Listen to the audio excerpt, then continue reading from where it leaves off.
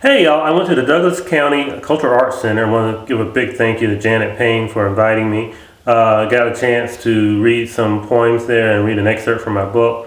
So check the video out, hope you like it. A little bit different because I didn't know the camera was on, so that was good probably. Take care, bye. Enjoy the video. The ruling class, they're doing a lot of evil things to people.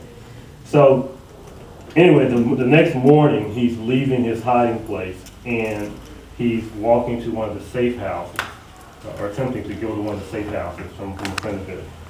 So he's walking towards the park, so the safe house is across the park, and this is what he encounters. And this is Jonah.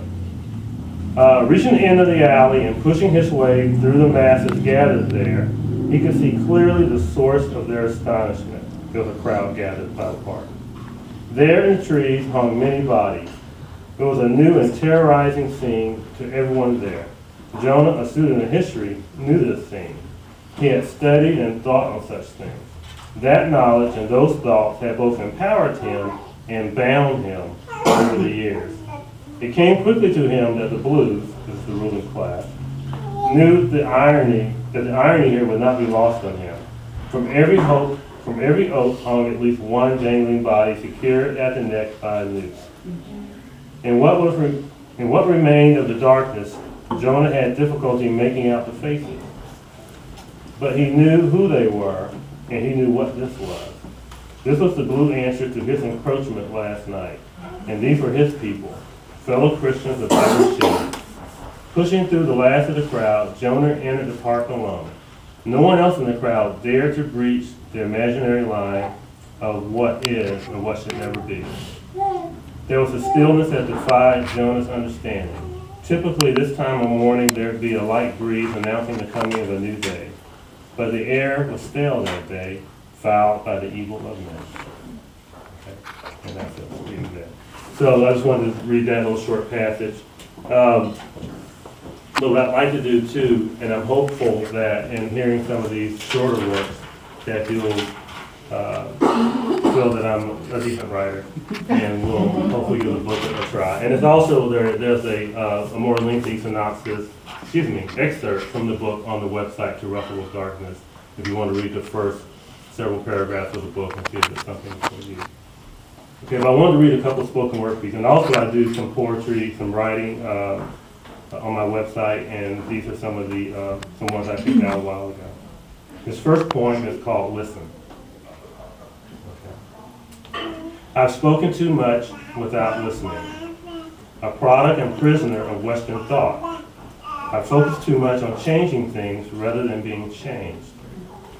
Even if I know the utter truth, it matters not, given that I am not pure and taint every word that proceeds from my lips.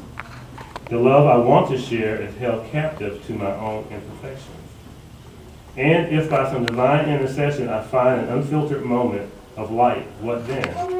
How do I survive in this world so, in such a state of being? How do I hold on and let go, and yet let go, that I might become? I listen.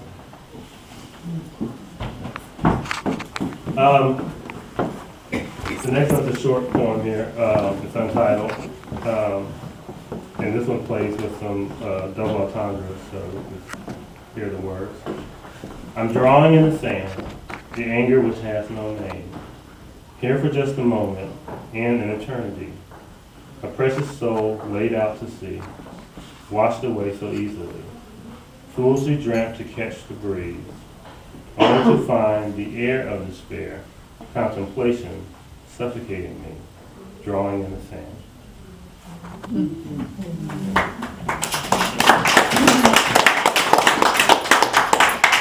And one more. This one is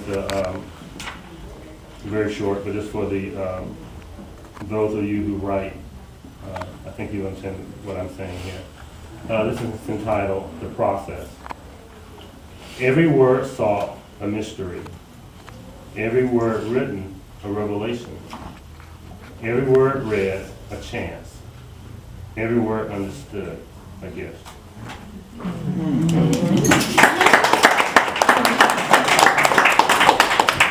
And that will let Jay, turn over to Jay. If you get a chance, please sign the guest book and